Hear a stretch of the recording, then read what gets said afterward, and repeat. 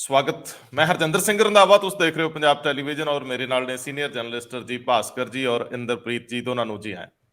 बहुत बहुत शुक्रिया रंधावा जी। तरन सत श्री अकाल जी। दुनिया 'ਚ ਇੱਕ ਟ੍ਰੈਂਡ ਆ ਨੋ ਨੈਗੇਟਿਵ, ਕਦੇ ਕਦੇ ਇੰਜ ਹੋਣਾ ਚਾਹੀਦਾ। ਚਲੋ ਆਪਾਂ ਵੀ ਇਸੇ ਤੋਂ ਸ਼ੁਰੂ ਕਰਦੇ ਹਾਂ।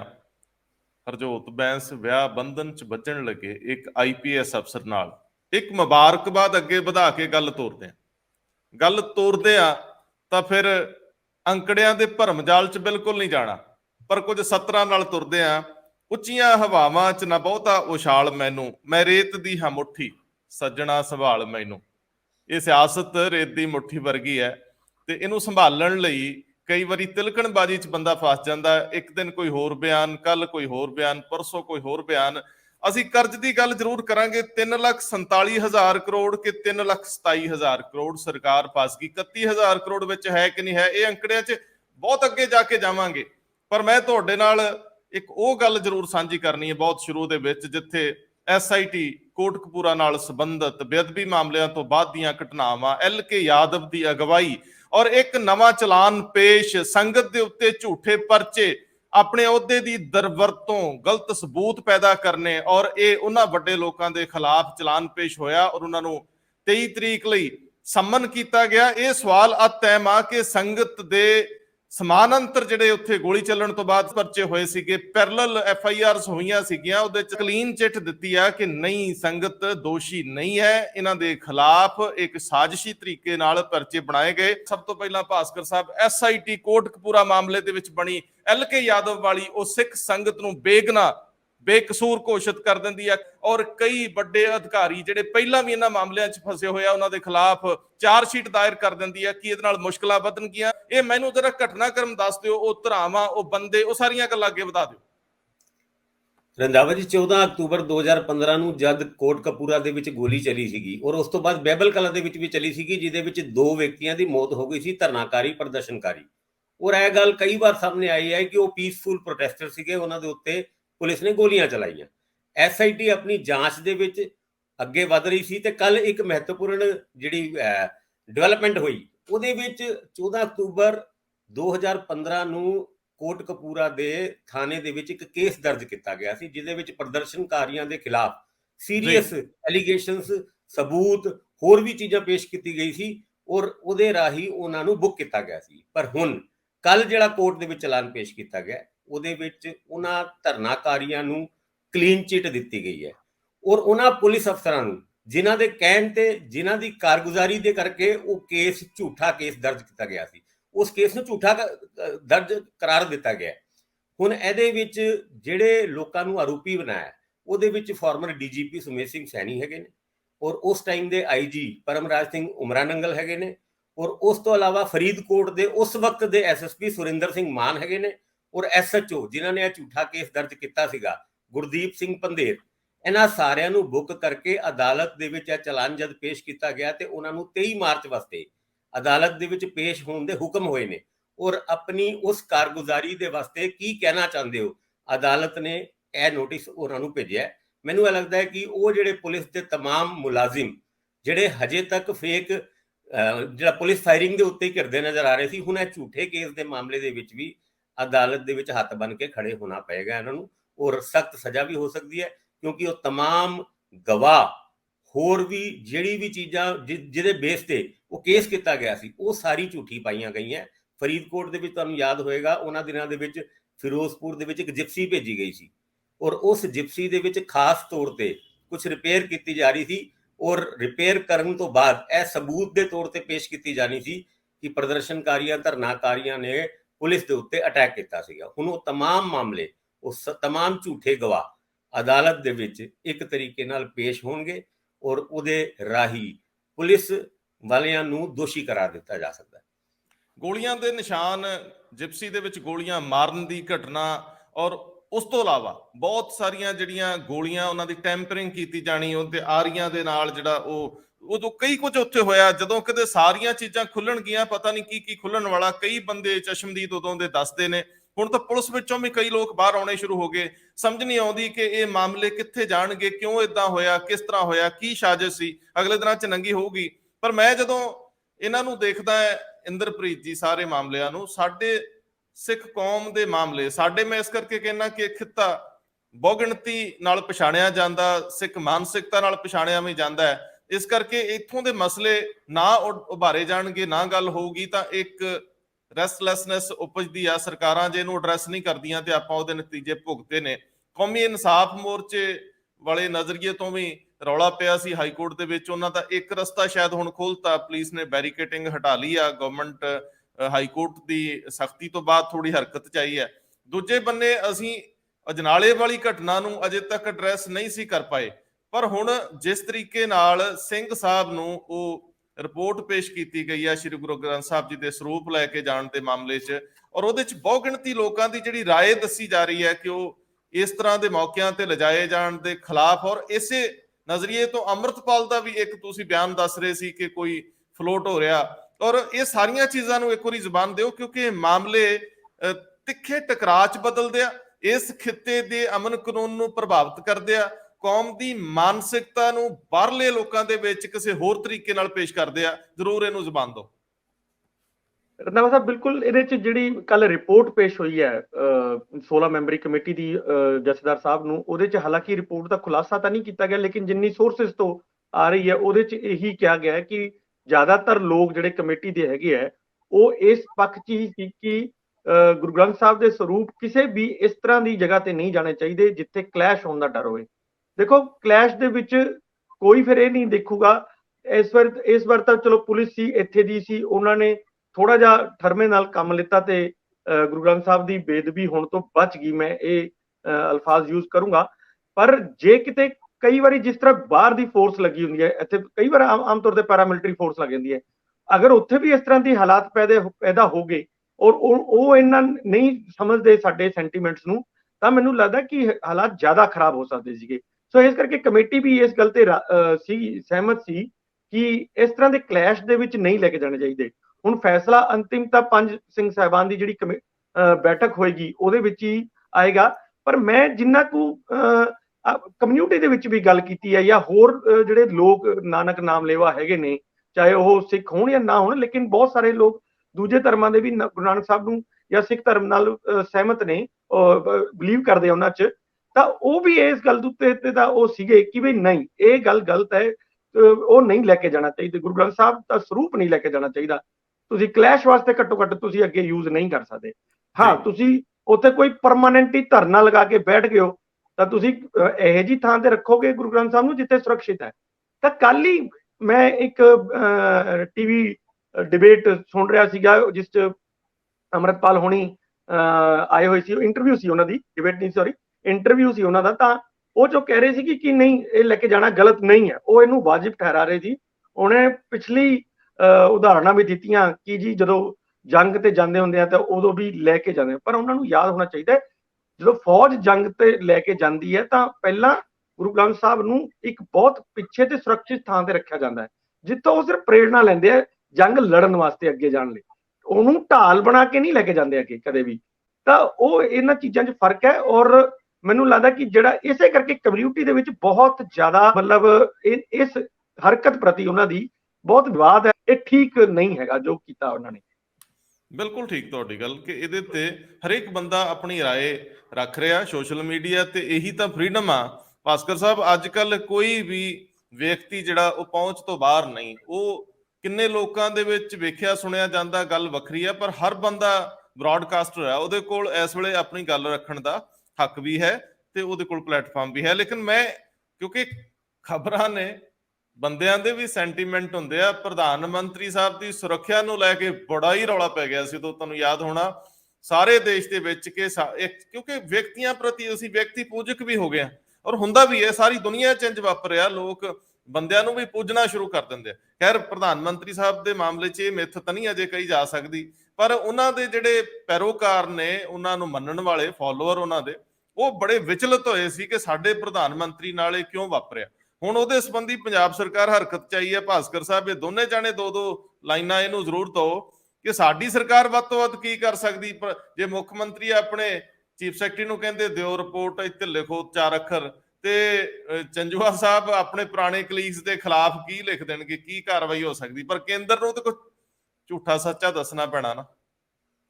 ਜੋ 5 ਜਨਵਰੀ ਨੂੰ 2022 ਨੂੰ ਪ੍ਰਾਈਮ ਮਿਨਿਸਟਰ ਦੀ ਸਿਕਿਉਰਿਟੀ ਬ੍ਰੀਚ ਹੋਈ ਸੀ, ਉਸ ਮੁੱਦੇ ਦੇ ਉੱਤੇ justice Indu Malhotra retired justice ਹੈਗੇ ਨੇ, ਉਹਨਾਂ ਦੀ ਇੱਕ ਕਮੇਟੀ ਦੀ ਰਿਪੋਰਟ 25 ਅਗਸਤ ਨੂੰ ਸੁਪਰੀਮ ਕੋਰਟ ਦੇ ਵਿੱਚ ਜਮ੍ਹਾਂ ਕਰਾਈ ਗਈ ਸੀ।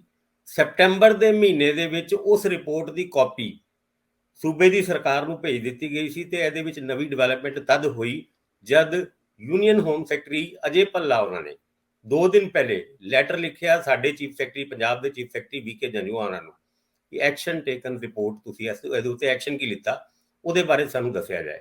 ਜੰਜੂਆ ਉਹਨਾਂ ਵੀ ਕੱਲ ਪੱਤਰਕਾਰਾਂ ਨਾਲ ਗੱਲ ਕਰ ਰਹੇ ਸੀ, ਮੇਰੇ ਕੋਲ ਕਹਿੰਦੇ ਆ ਰਿਪੋਰਟ ਆ ਗਈ ਹੈ, ਮੈਂ ਕਿਸੇ ਜਿਹੜੀ ਰਾਸ਼ਟਰਪਤੀ ਦਾ ਵਿਜ਼ਿਟ ਸੀਗਾ ਅੰਮ੍ਰਿਤਸਰ ਉਹਦੇ ਚੱਕਰ ਵਿੱਚ ਬਿਜ਼ੀ ਸੀਗਾ, ਪਰ ਇਸ ਰਿਪੋਰਟ ਦੇ ਉੱਤੇ ਅਸੀਂ ਛੇਤੀ ਐਕਸ਼ਨ ਲਵਾਂਗੇ ਔਰ ਮੁੱਖ ਮੰਤਰੀ ਨੂੰ ਮੈਂ ਜਿਹੜਾ ਐਕਸ਼ਨ ਲੈਣਾ ਉਹਦੇ ਉੱਤੇ ਰਿਕਮੈਂਡੇਸ਼ਨ ਹੁਣੇ ਬੜੀ ਜਲਦੀ ਕਰ ਦਾਂਗਾ। ਉਹਦੇ ਵਿੱਚ ਰਿਪੋਰਟ ਦੇ ਵਿੱਚ ਇੰਦੂ ਮਲਹੋਤਰਾ ਉਹਨਾਂ ਦੀ ਰਿਪੋਰਟ ਦੇ ਵਿੱਚ ਉਸ ਵਕਤ ਦੇ ਚੀਫ ਸੈਕਟਰੀ ਅਨਿਰੁੱਧ ਤਿਵਾਰੀ ਤੇ ਉਸ ਵਕਤ ਦੇ ਡੀਜੀਪੀ ਸਿਧਾਰਥ ਚਟੋਪਾਧਿਆਏ ਉਹਨਾਂ ਨੂੰ ਇੱਕ ਤਰੀਕੇ ਨਾਲ ਆਰੋਪੀ ਕਰਾਰ ਦਿੱਤਾ ਸੀਗਾ। ਉਸ ਤੋਂ ਇਲਾਵਾ ਕਈ ਹੋਰ ਪੁਲਿਸ ਅਫਸਰਾਂ ਦੇ ਵੀ ਨਾਂ ਸੀ, ਜਿਨ੍ਹਾਂ ਦੇ ਵਿੱਚੋਂ ਏਡੀਜੀਪੀ ਰੈਂਕ ਦੇ ਨਾਗੇਸ਼ਵਰ ਰਾਓ, ਨਰੇਸ਼ ਅਰੋੜਾ, ਆਈਜੀ ਰੈਂਕ ਦੇ ਰਾਕੇਸ਼ ਅਗਰਵਾਲ, ਹੁਣ ਖੈਰ ਇਹਨਾਂ ਦੀ ਪ੍ਰਮੋਸ਼ਨ ਹੋ ਗਈ ਹੈ।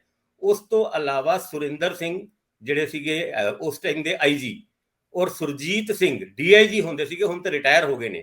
ਇਹਨਾਂ ਸਾਰੇ ਅਫਸਰਾਂ ਦੇ ਖਿਲਾਫ ਐਕਸ਼ਨ ਲੈਣ ਵਾਸਤੇ ਉਸ ਜਸਟਿਸ ਇੰਦੂ ਮਲਹੋਤਰਾ ਉਹਨਾਂ ਦੀ ਰਿਪੋਰਟ ਦੇ ਵਿੱਚ ਰਿਕਮੈਂਡੇਸ਼ਨ ਹੈਗੀ ਹੈ। ਹੁਣ ਇਸ ਮੁੱਦੇ ਦੇ ਉੱਤੇ ਸੂਬੇ ਦੀ ਸਰਕਾਰ ਕੀ ਐਕਸ਼ਨ ਲੈਂਦੀ ਹੈ, ਕਿਉਂਕਿ ਨਾ ਤੇ ਚਰਨਜੀਤ ਸਿੰਘ ਚੰਨੀ ਉਹਨਾਂ ਦਾ ਵੀ ਇਸ ਮੁੱਦੇ ਤੇ ਤੁਰਦਾ ਹੈ, ਕਿਉਂਕਿ ਚਰਨਜੀਤ ਸਿੰਘ ਚੰਨੀ ਉਹਨਾਂ ਨੇ ਹੀ ਸਿਧਾਰਥ ਚਟੋਪਾਧਿਆਏ ਉਹਨਾਂ ਨੂੰ ਇਹ ਹੁਕਮ ਦਿੱਤੇ ਸੀ ਕਿਸੇ ਵੀ ਤਰੀਕੇ ਦੀ ਫੋਰਸ ਦਾ ਨਾ ਯੂਜ਼ ਕੀਤਾ ਜਾਏ ਉਹਨਾਂ ਪ੍ਰਦਰਸ਼ਨਕਾਰੀਆਂ ਦੇ ਅਗੇਂਸਟ ਜੋ ਪ੍ਰਾਈਮ ਮਿਨਿਸਟਰ ਦੀ ਸਿਕਿਉਰਿਟੀ ਦੇ ਬ੍ਰੀਚ ਦੇ ਰਿਸਪੌਂਸਿਬਲ ਸੀਗੇ, ਔਰ ਉਹਨਾਂ ਦੇ ਖਿਲਾਫ ਐਕਸ਼ਨ ਨਾ ਲੈਣ ਕਰਕੇ ਪ੍ਰਾਈਮ ਮਿਨਿਸਟਰ ਨੂੰ ਉਸ ਪੁਲ ਦੇ ਉੱਤੇ 20 ਮਿੰਟ ਰੁਕਣਾ ਪਿਆ। ਇਹ ਮੁੱਦਾ ਹੁਣ ਅੱਗੇ ਵਧਦਾ ਨਜ਼ਰ ਆ ਰਿਹਾ। ਸਰਕਾਰ ਕਿਸ ਤਰੀਕੇ ਨਾਲ ਇਸ ਮੁੱਦੇ ਦੇ ਉੱਤੇ ਐਕਸ਼ਨ ਲੈਂਦੀ ਹੈ। ਵੀਕੇ ਜੰਜੂਆ ਉਹਨਾਂ ਦੀ ਸਟੇਟਮੈਂਟ ਤੋਂ ਤਾਂ ਲੱਗਦਾ ਹੈ ਕਿ ਬੜੀ ਛੇਤੀ 2 ਵੱਡੇ ਅਫਸਰ ਤੇ ਘੱਟ ਤੋਂ ਘੱਟ ਉਹਨਾਂ ਦੇ ਖਿਲਾਫ ਕੋਈ ਨਾ ਕੋਈ ਐਕਸ਼ਨ ਹੋਏਗਾ। ਇੰਦਰਪ੍ਰੀਤ ਜੀ, ਕੀ ਕਰ ਸਕਦੇ ਜੰਜੂਆ ਸਾਹਿਬ? ਕਾਰਨ ਦੱਸੋ। ਨੋਟਿਸ ਤੇ ਹੁਣ ਜਾਰੀ ਕੀਤਾ ਨਹੀਂ ਜਾ ਸਕਦਾ ਕਿਉਂਕਿ ਅਗਲਿਆਂ ਨੇ ਸਾਰੀ ਪੁੱਛਗਿੱਛ ਕਰਕੇ ਜ਼ਿੰਮੇਵਾਰੀਆਂ ਫਿਕਸ ਕਰਤੀਆਂ, ਤੇ ਸਜ਼ਾ ਵੱਧ ਤੋਂ ਵੱਧ ਕੀ ਲਾ ਸਕਦੇ ਆ? ਤੁਸੀਂ ਕਾਫੀ ਸਾਲਾਂ ਤੋਂ ਇਸ ਸ਼ੋਬੇ 'ਚੋਂ, ਕੀ ਹੋ ਸਕਦਾ ਵੱਧ ਤੋਂ ਵੱਧ ਜੀ? ਕੁਝ ਬੰਦੇ ਤਾਂ ਉਹਨਾਂ ਚੋਂ ਰਿਟਾਇਰ ਹੋ ਗਏ, ਜਿਵੇਂ ਚਟੋਪਾਧਿਆਏ ਸਾਹਿਬ ਤੇ ਹੁਣ ਵਿਹਲੇ ਹੋ ਕੇ ਘਰ ਬੈਠੇ ਆ। ਹਾਂ ਬਿਲਕੁਲ, ਜਿਹੜੇ ਤਾਂ ਸਰਵਿਸ ਇਨ ਸਰਵਿਸ ਨੇ ਉਹਨਾਂ ਦੇ ਉੱਤੇ ਤਾਂ ਕਾਰਵਾਈ ਹੋ ਹੀ ਸਕਦੀ ਹੈ। ਦੇਖੋ ਹੁਣ ਇਨ ਰਿਪੋਰਟ ਦੇ ਵਿੱਚ ਅਗਰ ਤਾਂ ਮੇਜਰ ਉਹ ਹੈਗੀ ਹੈ ਤਾਂ ਬਰਖਾਸਤਗੀ ਹੈ, ਫਿਰ ਤਾਂ ਮਤਲਬ ਕੁਝ ਹੋਰ ਹੈ ਹੀ ਨਹੀਂ ਹੈ। ਪਰ ਜਿੱਥੇ ਉਹਨਾਂ ਨੇ ਮਾਈਨਰ ਉਹ ਕਿਹਾ ਤਾਂ ਮੈਨੂੰ ਲੱਗਦਾ ਕਿ ਚੇਤਾਵਨੀ ਦੇ ਕੇ ਵੀ ਛੱਡਿਆ ਜਾ ਸਕਦਾ ਹੈ, ਜਾਂ ਇੰਕਰੀਮੈਂਟਸ ਬੰਦ ਕੀਤੇ ਜਾ ਸਕਦੇ ਨੇ, ਜਾਂ ਫਿਰ ਪਬਲਿਕ ਪੋਸਟਾਂ ਤੇ ਜਿਹੜੀਆਂ ਹੁੰਦੀਆਂ ਨੇ ਕਿ ਉਹਨਾਂ ਤੇ ਨਹੀਂ ਲਗਾਉਣਾ, ਅਹਿਮ ਪੋਸਟਾਂ ਜਿਹੜੀਆਂ ਹੁੰਦੀਆਂ ਨੇ ਉਹ ਜ਼ਿੰਮੇਵਾਰੀਆਂ ਨਹੀਂ ਦੇਣੀਆਂ। ਇਸ ਕਿਸਮ ਦੀਆਂ ਜਿਹੜੀਆਂ ਸਜ਼ਾਵਾਂ ਨੇ ਉਹ ਸਿਵਲ ਸਰਵਿਸ ਰੂਲ ਦੇ ਵਿੱਚ ਹੈਗੀਆਂ ਨੇ। ਪਰ ਕਿਉਂਕਿ ਇੱਥੇ ਇਸ ਮਾਮਲੇ ਦੇ ਵਿੱਚ ਚੀਫ ਸੈਕਟਰੀ ਸਾਹਿਬ ਜਿਹੜੇ ਅਨੁਰਿਤ ਤਿਵਾੜੀ ਹੈਗੇ ਆ, ਉਹਨਾਂ ਨੂੰ ਤਾਂ ਉਹਨਾਂ ਦਾ ਬਾਰੇ ਤਾਂ ਕਿਹਾ ਸੀ ਕਿ ਉਹਨਾਂ ਨੂੰ ਕੋਵਿਡ ਹੋ ਗਿਆ ਸੀ, ਇਸ ਕਰਕੇ ਨਹੀਂ ਜਾ ਸਕੇ। ਪਰ ਉਹਨਾਂ ਨੂੰ ਆਪਣਾ ਇੱਕ ਅੱਗੇ ਜਿਹੜਾ ਅਧੀਨਸਥ ਕੋਈ ਹੋਰ ਸੀਨੀਅਰ ਆਫੀਸਰ ਹੈ ਉਹਨੂੰ ਭੇਜਣਾ ਚਾਹੀਦਾ ਸੀ। ਇਹ ਖਾਮੀ ਉਹਨਾਂ ਦੇ ਪਾਰਟ ਤੋਂ ਆਈ ਸੀ ਸਾਹਮਣੇ।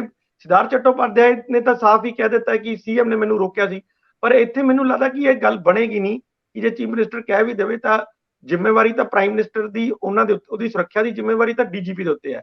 ਉਹ ਅਗਰ ਉਹਨੂੰ ਲੱਗੇ ਕਿ ਨਹੀਂ ਕਾਰਵਾਈ ਕਰਨੀ ਬਣਦੀ ਹੈ ਤਾਂ ਇਹ ਨਹੀਂ ਹੋ ਸਕਦਾ ਕਿ ਉਹਨਾਂ ਨੂੰ ਉਹਦਾ ਕਹਿਣਾ ਨਾ ਮੰਨੇ। ਸੋ ਮੈਨੂੰ ਇਹ ਲੱਗਦਾ ਕਿ ਜਿਹੜੇ ਬਹੁਤ ਜਿਨ੍ਹਾਂ ਦੀ ਬਿਲਕੁਲ ਪਿਨ ਪੁਆਇੰਟ ਕੀਤੀ ਗਈ ਹੈ ਜ਼ਿੰਮੇਵਾਰੀ, ਉਹਨਾਂ ਦੇ ਉੱਤੇ ਤਾਂ ਮੇਜਰ ਪੈਨਲਟੀ ਲੱਗੇਗੀ।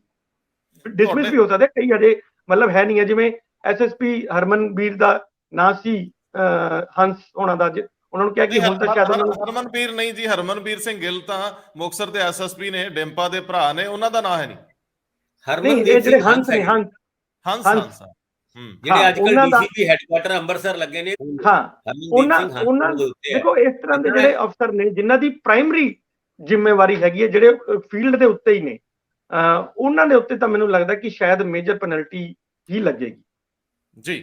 ਇਹ ਅਹਿਮ ਹੋਊਗਾ ਦੇਖਣਾ ਕਿ ਕੀ ਕੇਂਦਰ ਦੀ ਨਜ਼ਰ ਥੱਲੇ ਸਟੇਟ ਗਵਰਨਮੈਂਟ ਕੋਈ ਰਿਆਇਤ ਕਰ ਸਕਣ 'ਚ ਸਫਲ ਹੁੰਦੀ ਹੈ ਆਪਣੇ ਅਫਸਰਾਂ ਨਾਲ ਕਿ ਨਹੀਂ, ਕਿਉਂਕਿ ਹੁਣ ਸਰਕਾਰਾਂ ਬਦਲ ਚੁੱਕੀਆਂ। ਜੇ ਸਰਕਾਰ ਸੇਮ ਹੋਵੇ ਫਿਰ ਤਾਂ ਪੋਲੀਟੀਕਲ ਵਿਲ ਵੀ ਚੱਲ ਜਾਂਦੀ ਹੈ। ਤੇ ਭਗਵੰਤ ਮਾਨ ਕਿਸੇ ਦੀਆਂ ਕੀਤੀਆਂ ਜਦੋਂ ਕਿ ਚੰਨੀ ਨਾਲ ਉਹਨਾਂ ਦਾ 36 ਦਾ ਅੰਕੜਾ ਚੱਲਣ ਡਿਆ, ਉਹ ਉਸ ਵੇਲੇ ਦੇ ਦੌਰ ਨੂੰ ਕਿਉਂ ਬਚਾਉਣਗੇ? ਮੈਂ ਅੱਗੇ ਚੱਲਦਾ, ਤੁਹਾਡੇ ਆਪਣੇ ਹਿੱਸੇ ਦਾ ਇੱਕ ਸਵਾਲ ਇੰਦਰਪ੍ਰੀਤ ਜੀ। ਅਦਾਲਤਾਂ 'ਚ ਏਜੀ ਦਫ਼ਤਰ ਦੇ ਕੇਸਾਂ ਦੀ ਸਫਲਤਾ ਦਰ 12%।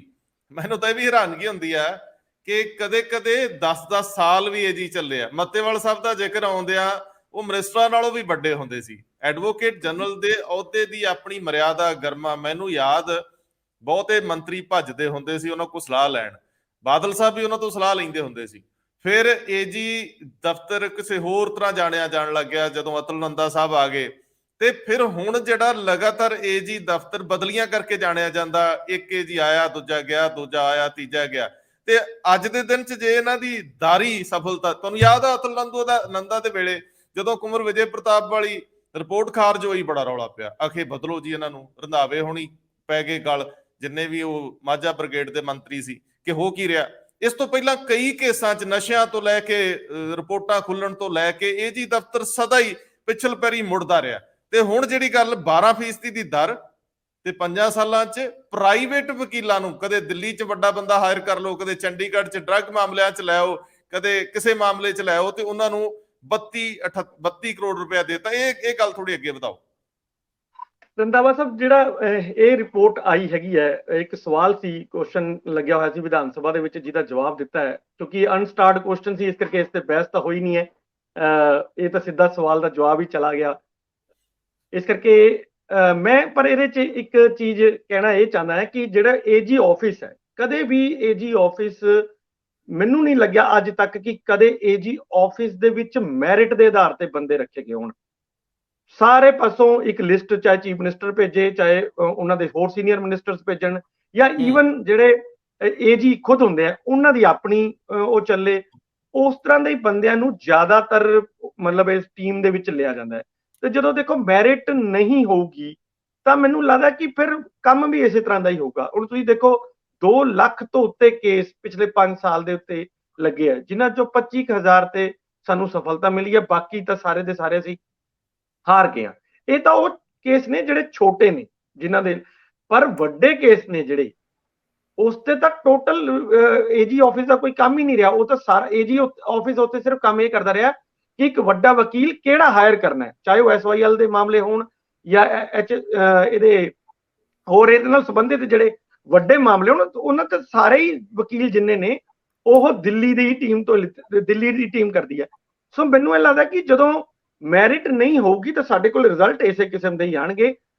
ਇਹ ਕਰਕੇ ਇਹ ਬਹੁਤ ਜ਼ਰੂਰੀ ਹੈ ਕਿ ਸਾਨੂੰ ਇਸ ਦਾ ਇੱਕ ਨਿਯਮ ਕਾਇਦੇ ਚੇਂਜ ਕਰਨੇ ਚਾਹੀਦੇ ਆ। ਮੈਨੂੰ ਜੋ ਲੱਗਦਾ ਹੈ ਕਿ ਜਾਂ ਤਾਂ ਏਜੀ ਇਹਨੂੰ ਹੀ ਰਾਈਟ ਦੇ ਤੋਂ ਸਾਰਾ ਕਿ ਜੀ ਉਹ ਜਿਹੜੀ ਮਰਜ਼ੀ ਆਪਣੀ ਟੀਮ ਚੁਣ ਲੈਣ, ਪਰ ਫਿਰ ਜਿਹੜਾ ਰਿਜ਼ਲਟ ਹੋਊਗਾ ਉਹਦੇ ਲਈ ਫਿਰ ਉਹੀ ਉੱਤਰਦਾਈ ਹੋਣਗੇ। ਇਸ ਤਰ੍ਹਾਂ ਦਾ ਅਗਰ ਕੋਈ ਸਿਸਟਮ ਬਣੇ ਤਾਂ ਮੈਨੂੰ ਲੱਗਦਾ ਕਿ ਕੋਈ ਅੱਗੇ ਸਾਨੂੰ ਸਫਲਤਾ ਮਿਲੇਗੀ। ਨਹੀਂ ਤਾਂ ਅਸੀਂ ਜਿਸ ਤਰ੍ਹਾਂ ਪੈਸੇ ਦੀ ਬਲੀਡਿੰਗ ਕਰੀ ਜਾ ਰਹੇ ਹਾਂ, ਇਹ ਤਾਂ ਇਸੇ ਤਰ੍ਹਾਂ ਹੀ ਜਾਰੀ ਰਹੂਗੀ। ਚੰਡੀਗੜ੍ਹ ਦੇ ਵਿੱਚ ਕਈ ਐਸੇ ਵਕੀਲ ਆ ਜਿਨ੍ਹਾਂ ਨੇ ਆਪਣਾ ਇੱਕ ਢਾਂਚਾ ਫਿੱਟ ਕੀਤਾ ਹੋਇਆ, ਜਿਨ੍ਹਾਂ ਦੇ ਆਪਾਂ ਨਾਂ ਵੀ ਲੈ ਸਕਦੇ ਪਰ ਆਪਾਂ ਨਾਂ ਨਹੀਂ ਲੈਂਦੇ। ਉਹਨਾਂ ਦੀ ਸਫਲਤਾ ਦਰ ਸਦਾ ਹੀ 60% ਦੇ ਆਸ-ਪਾਸ ਰਹਿੰਦੀ, ਲੋਕ ਉਹਨਾਂ ਨੂੰ ਹਾਇਰ ਕਰਨ ਭੱਜਦੇ। ਇਹੋ ਜੇ ਤੁਸੀਂ ਏਜੀ ਲਾ ਕੇ ਉਹਨਾਂ ਨੂੰ ਆਪਣੀ ਟੀਮ ਚੁਣਨ ਦੇ ਇਖਤਿਆਰ ਦੇ ਦਿਓ ਤੇ ਉਹਨਾਂ ਨੂੰ ਕਹੋ ਵੀ ਅਸੀਂ ਜਿੰਨੀ ਤੁਹਾਡੀ ਪ੍ਰਾਈਵੇਟ ਦਰ ਹੈ ਇੰਨੀ ਲੈਣੀ ਹੈ, ਪੈਸੇ ਤੁਸੀਂ ਆ ਸਾਰੇ ਜਿਹੜੇ ਬਾਹਰ ਦੇ ਰਹੇ ਹੋ ਇਹਨਾਂ ਨੂੰ ਹੀ ਦੇ ਦਿਓ, ਉਹਨਾਂ ਨੂੰ ਕਹੋ ਵੀ ਆਹ ਲਓ ਜੀ। ਮੈਨੂੰ ਲੱਗਦਾ ਇਹ ਕਾਫੀ ਅਹਿਮ ਮਾਮਲਾ, ਜਿੱਥੇ 1.5 ਲੱਖ ਰੁਪਏ ਤੱਕ ਆਮ ਹੀ ਅਸੀਂ ਵਕੀਲ ਹਾਇਰ ਕੀਤੇ ਹੋਏ ਆ, ਔਰ 150 ਦੇ ਕਰੀਮ ਟੀਮ ਆ। ਅਜੇ ਇਹਦੇ 'ਚ ਹਰ ਕੋਈ ਆਪਣੀ ਵਿਵੇਕ ਅਨੁਸਾਰ ਵਾਧਾ ਕਰ ਲੈਂਦਾ ਵੀ ਆ 2 ਹੋਰ ਐਡਜਸਟ ਕਰ ਲਓ ਜੀ, ਇਹਨਾਂ ਨੂੰ ਕੰਮ ਕੀ ਦੇਣਾ, ਗੱਲ ਵੱਖਰੀ ਹੈ। ਹਾਲਾਂਕਿ ਏਜੀ ਦੇ ਆਪਣੇ ਵੀ 10-12 ਬੰਦੇ ਜ਼ਰੂਰ ਰੱਖ ਲਏ ਜਾਂਦੇ ਆ, ਕਿਉਂਕਿ ਉਹਨੇ ਨਿੱਜੀ ਕੰਮ ਵੀ ਬੜੇ ਹੁੰਦੇ ਆ, ਕਦੇ ਕਿਸੇ ਵੱਲ ਜਾਣਾ, ਕਦੇ ਮੁੱਖ ਮੰਤਰੀ ਦਫ਼ਤਰ, ਫਿਰ ਉਹ ਆਪਣੇ ਹੀ ਬੰਦੇ ਉਹਨਾਂ ਦੇ ਕਰਦੇ ਨੇ। ਚਲੋ ਮੈਂ ਭਾਸਕਰ ਸਾਹਿਬ ਅੱਗੇ ਚੱਲਦਾ, ਰੌਲੇ ਪੁਰਾਣੇ ਹੀ ਗਾਂ ਤੁਰੇ ਆਉਂਦੇ ਆ। ਰੌਲਾ ਬਾਦਲਾਂ ਦੇ ਵੇਲੇ ਚੱਲਿਆ ਸੀ ਹਲਕਾ ਇੰਚਾਰਜਾਂ ਦਾ, ਫਿਰ ਕਾਂਗਰਸੀਆਂ ਨੇ ਚੁੱਪ ਚਪੀਤੇ ਨੂੰ ਅਡਾਪਟ ਕਰ ਲਿਆ ਕਿਉਂਕਿ ਮਾਮਲਾ ਬਹੁਤ ਸ਼ੁੱਧ ਤੇ ਸਾਫ਼ ਸੀ, ਆਪਣੇ ਬੰਦਿਆਂ ਨੂੰ ਤਾਕਤਾਂ ਦੇਣ ਦਾ। ਆ ਸਾਡੇ ਜਿਹੜੇ ਬਦਲਾਅ ਹੀ ਹੁਣ ਆਏ ਨੇ ਇੱਥੇ, ਸਾਡੇ ਤੋਂ ਭਾਵ ਮੇਰੀ ਜਿਹੜੀ ਰਜੀਮ ਹੁੰਦੀ ਹੈ ਉਹ ਸਾਡੀ ਹੁੰਦੀ ਹੈ, ਪੰਜਾਬੀਆਂ ਦੀ ਸਰਕਾਰ ਹੁੰਦੀ ਹੈ।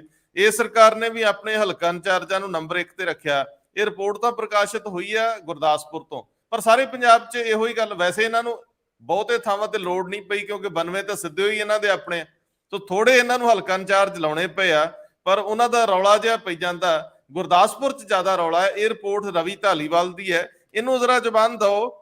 ਵੈਸੇ ਇਹਨੂੰ ਕਿਸੇ ਇੱਕ ਹਲਕੇ ਦੇ ਸੰਦਰਭ ਵਿੱਚ ਬਿਲਕੁਲ ਨਾ ਦੇਖੋ, ਇਹ ਇਨ ਟੋਟੈਲਿਟੀ ਪੰਜਾਬ ਦੀ ਪੋਲਿਟਿਕਸ ਦਾ ਹਿੱਸਾ ਬਣ ਗਿਆ ਕਿ ਜਿੱਤ ਕੇ ਕੋਈ ਆਵੇ ਸੱਤਾ ਨੂੰ ਸਾਧਣ ਲਈ ਸਾਡਾ ਬੰਦਾ ਹਰ ਹਲਕੇ 'ਚ ਮੌਜੂਦ ਹੋਣਾ ਚਾਹੀਦਾ। ਇਹ ਸਰਕਾਰਾਂ ਦਾ ਪਰਮ ਧਰਮ ਹੈ ਜੀ। ਜਿਸ ਤਰੀਕੇ ਨਾਲ ਹਲਕਾ ਇੰਚਾਰਜ ਦੀ ਟਰਮ ਬਾਦਲਾਂ ਦੇ ਵੇਲੇ ਤੁਰੀ ਸੀਗੀ, ਔਰ ਇਸ ਆਮ ਆਦਮੀ ਪਾਰਟੀ ਨੇ ਬਾਦਲਾਂ ਨੂੰ ਕ੍ਰਿਟੀਸਾਈਜ਼ ਕੀਤਾ ਸੀ ਇਸ ਮੁੱਦੇ ਤੇ ਕਿ ਵੀ ਇਹ ਹਲਕੇ ਇੰਚਾਰਜ ਕੌਣ ਹੁੰਦੇ ਆ, ਔਰ ਇਸ ਗੱਲ ਦਾ ਵਾਅਦਾ ਵੀ ਕੀਤਾ ਸੀ ਜੇ ਸਾਡੀ ਸਰਕਾਰ ਆਈ ਤੇ ਇਹ ਹਲਕਾ ਇੰਚਾਰਜ ਵਾਲਾ ਸਿਸਟਮ ਆਪਾਂ ਖਤਮ ਕਰ ਦਾਂਗੇ।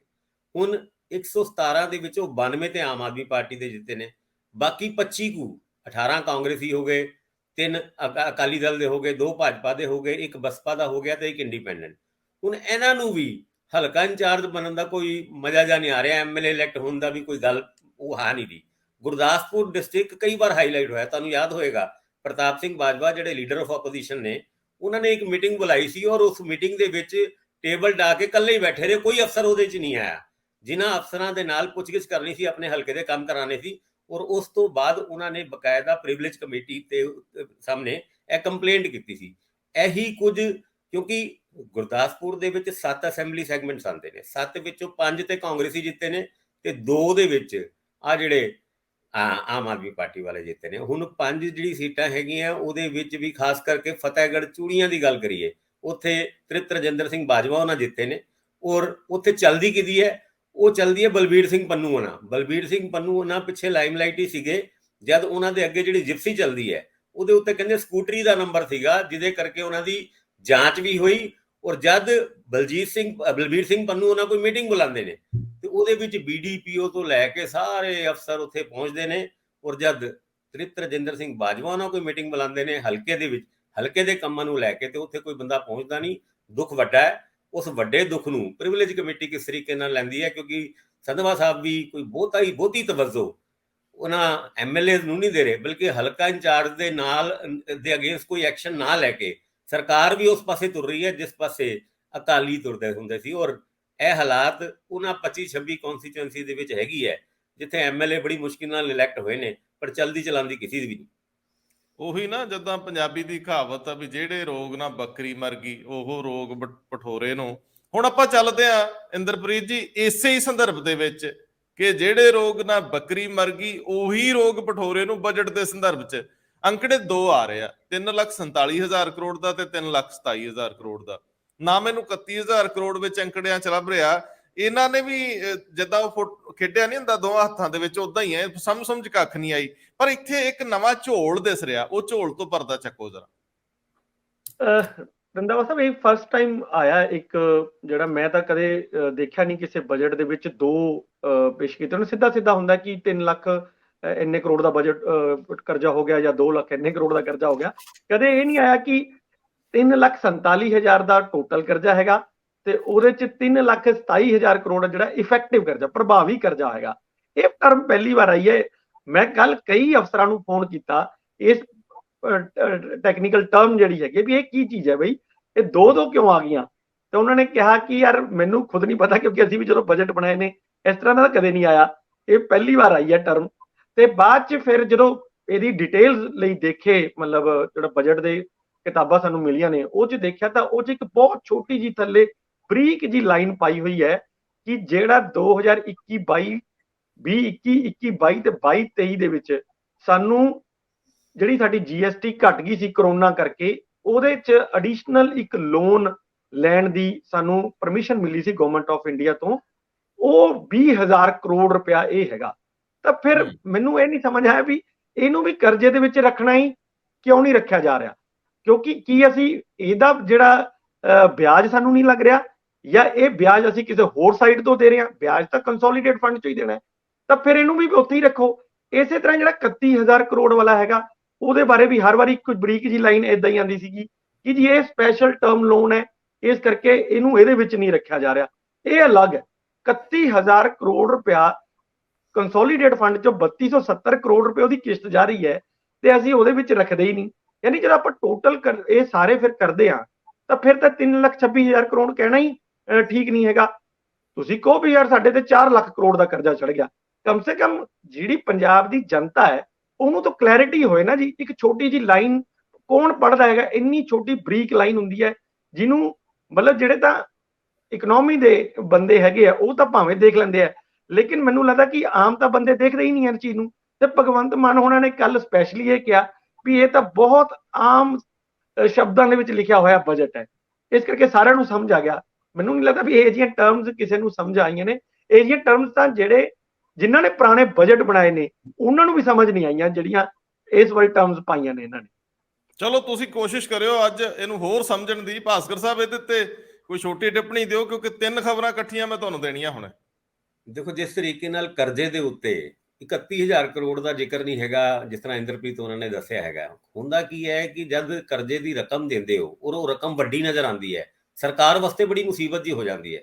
ਹੁਣ ਆਉਣ ਵਾਲੇ ਟਾਈਮ ਵਿੱਚ ਜਿਹਦਾ ਵਿਆਹਾਂ 'ਚ ਨਹੀਂ ਹੁੰਦਾ ਵੀ ਦਾਜ ਦਾ ਤੁਸੀਂ ਟੈਚੀ ਟੂਚੀ ਜਾਂ ਪੈਕ ਕਰਦੇ ਹੋ, ਤੇ ਇਹਦੇ ਵਿੱਚ ਭੂਆ ਦਾ ਸੂਟ, ਮਾਮੇ ਦੀ ਸਲਵਾਰ ਜਾਂ ਜੋ ਵੀ ਕੁਝ ਵੀ ਪਾ ਰਹੇ ਹੋ, ਇਸ ਤਰੀਕੇ ਨਾਲ 31,000 ਕਰੋੜ ਦੇ ਅੱਗੇ ਚੱਲ ਕੇ ਬ੍ਰੈਕਟ 'ਚ ਲਿਖਿਆ ਜਾਏ ਕਿ ਫੂਡ ਸਕੈਮ, ਉਹਦਾ ਹੈਗਾ 31,000 ਕਰੋੜ ਦਾ ਲੋਨ, ਇਹ ਵੀ ਅੱਗੇ ਚੱਲ ਕੇ ਲਿਖਿਆ ਆ ਸਕਦਾ। ਔਰ ਕਿਹਦੀ ਗਲਤੀ ਨਾਲ ਕੀ ਚੀਜ਼ਾਂ ਪਿੱਛੇ ਹੋਈਆਂ ਜਿਹਦੇ ਕਰਕੇ ਇਹ ਕਰਜ਼ਾ ਇੰਨਾ ਵੱਡਾ ਨਜ਼ਰ ਆਉਂਦਾ ਹੈ। ਪਿਛਲੇ ਦਿਨਾਂ ਦੇ ਵਿੱਚ ਖਬਰ ਛਪੀ ਸੀ ਕਿ ਪਿਛਲੇ ਬਜਟ ਦੇ ਵਿੱਚ 52,000 ਕਰੋੜ ਰੁਪਇਆ ਮਨਪ੍ਰੀਤ ਸਿੰਘ ਬਾਦਲ ਉਹਨਾਂ ਜਦ ਫਾਈਨੈਂਸ ਮਿਨਿਸਟਰ ਹੁੰਦੇ ਸੀਗੇ ਤੇ ਸੂਬੇ ਨੇ ਖਰਚਿਆ ਹੀ ਨਹੀਂ। ਉਹ ਖਰਚਿਆ ਕਿਉਂ ਨਹੀਂ, ਇਹ ਗੱਲ ਪੋਲੀਟੀਕਲੀ ਤੇ ਸਾਨੂੰ ਸਮਝ ਆਉਂਦੀ ਹੈ, ਕਿਉਂਕਿ ਲਾਸਟ ਦੇ 3 ਮਹੀਨੇ ਵਾਸਤੇ ਕੈਪਟਨ ਅਮਰਿੰਦਰ ਸਿੰਘ ਨੇ ਰੱਖਿਆ ਸੀ ਵੀ ਤਦੋਂ ਖਰਚਾਂਗੇ, ਪਰ ਬਾਅਦ ਚੋਂ ਚੰਨੀ ਉਹਨਾਂ ਨੂੰ ਮਨਪ੍ਰੀਤ ਬਾਦਲ ਉਹਨਾਂ ਨੇ ਇਸ 52,000 ਕਰੋੜ ਰੁਪਏ ਦੀ ਚਾਬੀ ਨਹੀਂ ਦਿੱਤੀ ਔਰ ਇਹ ਖਰਚਣ ਤੋਂ ਬਗੈਰ ਰਹਿ ਗਿਆ। ਇਸ ਕਰਕੇ ਹੁਣ ਕਰਜ਼ਿਆਂ ਦੇ ਅੱਗੇ ਵੀ ਬ੍ਰੈਕਟ ਦੇ ਵਿੱਚ ਕਿ ਬਾਦਲ ਸਾਹਿਬ ਦਾ ਕਰਜ਼ਾ, ਫੂਡ ਸਕੈਮ ਦਾ ਕਰਜ਼ਾ ਜਾਂ ਫਿਰ ਕੋਈ ਹੋਰ ਕਰਜ਼ਾ, ਇਹ ਵੀ ਅੱਗੇ ਚੱਲ ਕੇ ਲਿਖਿਆ ਜਾਏਗਾ। 545 ਕਰੋੜ ਕਰਕੇ ਸਾਡਾ ਮੰਡੀ ਬੋਰਡ ਕਰਜ਼ਾਈ ਹੋ ਗਿਆ, ਸਰਕਾਰ ਕਰਜ਼ਾਈ ਹੋ ਗਈ, ਉਹਦਾ ਜ਼ਿਕਰ ਇਹਨਾਂ ਕਰਜ਼ਿਆਂ ਦੇ ਵਿੱਚ ਨਹੀਂ ਹੈ। ਹੁਣ 545 ਕਰੋੜ ਦੇਣੇ ਕਿੱਥੋਂ ਸੀਗੇ? ਆਰਡੀਐਫ ਤੋਂ ਦੇਣੇ ਸੀਗੇ, ਔਰ ਅਗਲੇ 3-4 ਸਾਲ ਦੀ ਕਮਾਈ ਆਰਡੀਐਫ ਦੀ ਉਹ ਕੈਪਟਨ ਅਮਰਿੰਦਰ ਸਿੰਘ ਉਹਨਾਂ ਨੇ ਗਿਰਵੀ ਰੱਖਤੀ ਸੀ। ਔਰ ਸਾਨੂੰ ਹੁਣ 3200 ਕਰੋੜ 2880 ਕਰੋੜ ਇਹ ਗੱਲਾਂ ਤੁਰਦੀ ਹੈ ਕਿ ਆਰਡੀਐਫ ਦੇ ਸਾਨੂੰ ਮਿਲੇ ਨਹੀਂ।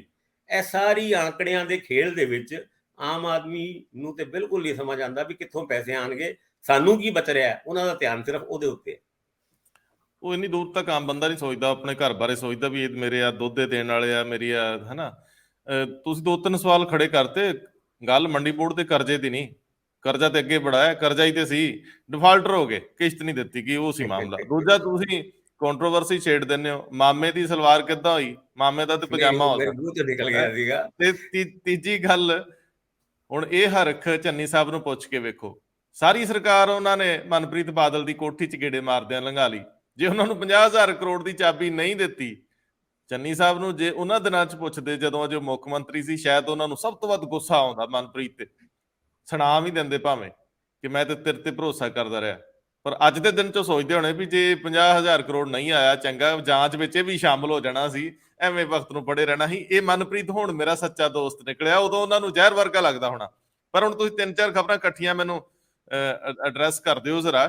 ਇੱਕ ਤਾਂ ਪਾਰਲੀਮੈਂਟ ਦਾ ਸੈਸ਼ਨ ਬਜਟ ਵਾਲਾ ਦੁਬਾਰਾ ਸ਼ੁਰੂ ਹੋ ਰਿਹਾ, ਤੇ ਦੂਜਾ ਜਿਹੜਾ ਮਾਮਲਾ ਹੈਗਾ ਉਹ ਭਾਰਤ ਸਰਕਾਰ ਨੇ ਸਮਲਿੰਗੀ ਵਿਆਹਾਂ ਦੇ ਮਾਮਲੇ 'ਚ ਸੁਪਰੀਮ ਕੋਰਟ ਦੇ ਵਿੱਚ ਇੱਕ ਵੱਖਰਾ ਸਟੈਂਡ ਲਿਆ, ਉਹ ਇਹਦੇ ਖਿਲਾਫ ਨਜ਼ਰ ਆ ਰਹੇ ਆ। ਤੇ ਇਹ 2 ਖਬਰਾਂ ਨੇ, ਵੈਸੇ 2 ਖਬਰਾਂ ਹੋਰ ਨੇ, ਅੱਗੇ ਚੱਲਦੇ ਆ, ਕਿਉਂਕਿ ਮੈਂ ਯੂਨੀਵਰਸਿਟੀ ਦੇ ਪੰਜਾਬ ਟੈਕਨੀਕਲ ਯੂਨੀਵਰਸਿਟੀ ਦੇ VC ਵਾਲੀ ਖਬਰ ਲੈ ਕੇ ਜਾਣਾ ਇੰਦਰਪ੍ਰੀਤ ਜੀ ਵੱਲ। ਇਹ 2 ਮਾਮਲੇ ਐਡਰੈਸ ਕਰਿਓ, ਪਾਰਲੀਮੈਂਟ ਦਾ ਸੈਸ਼ਨ, ਸਮਲਿੰਗੀ ਵਿਆਹ। ਤੇ ਜੇਕਰ ਇਹਦੇ ਵਿੱਚ ਤੁਸੀਂ ਲਾਸਟ 'ਚ ਕੇਜਰੀਵਾਲ ਸਾਹਿਬ ਸਾਡੇ ਭਗਵੰਤ ਮਾਨ ਨੂੰ ਲੈ ਕੇ ਉੱਡ ਜਾਂਦੇ, ਕਿੱਥੋਂ ਲੱਭ ਕੇ ਲਿਆਇਆ ਕਰੀਏ, ਜੁਮਾ ਮਸਾ ਕੰਮ ਕਰਨ ਲੱਗਦੇ, ਫਿਰ ਉਹਨਾਂ ਦਾ ਰਿਦਮ ਤੋੜ ਦਿੰਦੇ ਆ। ਚਲੋ ਤੋਰੋ ਗੱਲ। ਰੰਧਾਵਾ ਜੀ, ਤੁਸੀਂ ਮੇਰੀ ਗੱਲ ਦੇ ਉੱਤੇ ਆਬਜੈਕਸ਼ਨ ਕੀਤਾ, ਮਾਮੇ ਦੀ ਸਲਵਾਰ।